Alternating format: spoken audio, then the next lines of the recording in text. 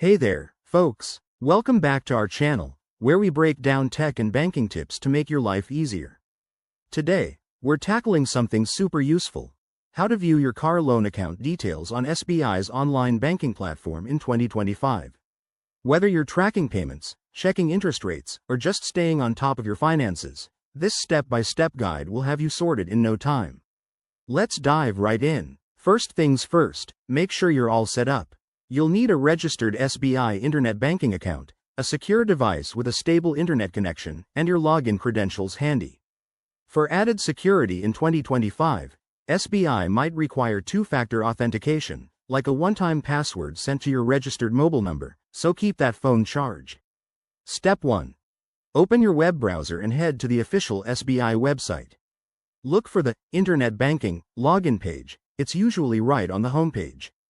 Enter your user ID and password, then complete the authentication process as prompted. Once you're logged in, you'll land on your dashboard. Next, navigate to the Loans section. This is often found under the Accounts or Services tab. In 2025, SBI's interface is even more user-friendly, with a dedicated My Loans portal.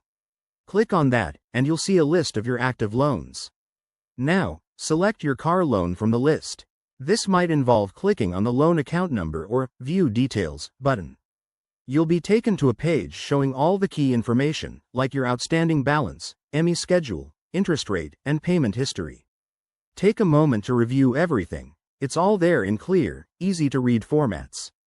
If you run into any issues, like forgotten passwords, don't panic. SBI offers a Forgot Credentials option on the login page, and their customer support is just a chat away through the app. Remember, always log out after you're done to keep your data secure. And there you have it.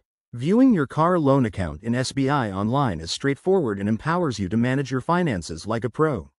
If this video helped, give it a thumbs up, subscribe for more banking hacks, and drop your questions in the comments below. Thanks for watching, and stay savvy.